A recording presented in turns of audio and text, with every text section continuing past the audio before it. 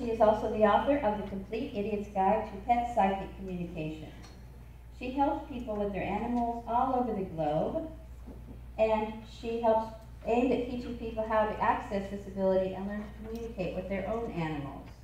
So the thing I loved was her story, and the story was how she went to a workshop of this sort and came away actually going into the barn at noontime and listening to animals speak. And the first one, I hope I'm not stealing her thunder on the story, was a goat who said, "Aren't I handsome? Aren't I handsome? Aren't I handsome?" Now, can't you just see the goat saying that? It seems appropriate. But she still wasn't convinced that she was actually hearing it, so she took some other voices that she'd heard and went back to the teacher and said, "This one said that, and that one said this," and they confirmed that, yes, indeed, these were some inside stories that only they knew, so she had been listening and had heard. This is what she says, and I like this quote. "I feel very blessed to be able to bridge the gap between humans and animals, to bring about understanding, healing, and growth. It is through this subtle communication that questions are answered, compromises achieved, and harmony restored. Animals have so much to teach us, and all we have to do is to open our hearts and listen." So please join me in a very warm welcome for Debbie McGillivray.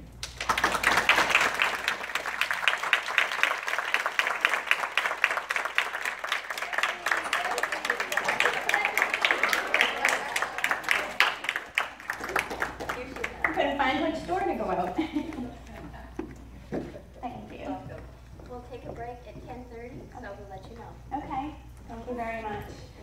Everybody, thank you so much for coming. It is such an absolute honor for me to be here, and I'm so excited.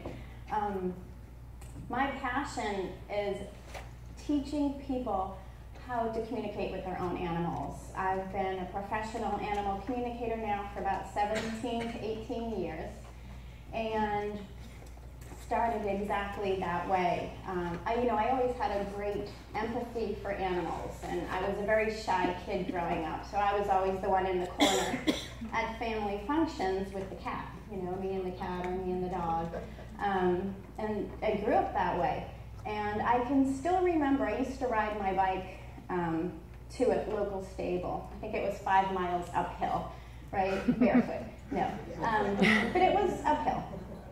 And I would spend all day there with horses, and at the end of the day, after working all day, we got to ride for 15 minutes, and I thought this was great. So I spent every hour there that I could. And I still remember sitting in this little pony stall. I still remember his name. His name was Pierre, and he was a little gray pony, and I would sit in his stall just waiting for him to talk to me. And he wouldn't, he actually would crib, so he would bite the wood and then he would make the sound that sounds like burping for hours. And so I would sit there waiting for him to talk to me, and then I got bored and I would leave. And little did I know, he probably was talking to me saying, "Beat it, kid, you're driving me crazy." So I feel a lot of children naturally have the ability to communicate and are naturally psychic. And then as we become socialized and rely on other forms of communication, we lose that ability a little bit. So I think as a kid, at a very young age, I kind of understood what my soul was telling me to do. So fast forward many years, some friends of mine were taking a class. I was living in Massachusetts, and they wanted to go up to upstate New York to take this class to learn how to communicate with animals on a deeper level. And I thought, I was skeptical at this time, and I didn't believe in it. And if it was possible, I didn't believe that everybody had the ability to do it. So I said, maybe I'll go. We'll just check it out. And then one side of me was also concerned, what if I can do this?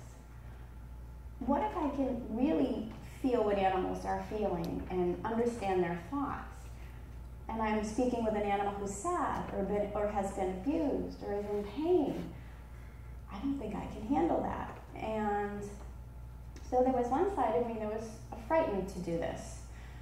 But I went anyways. And the universe knew I needed an aha moment to actually believe this. And it was, we spent 3 days doing exercises,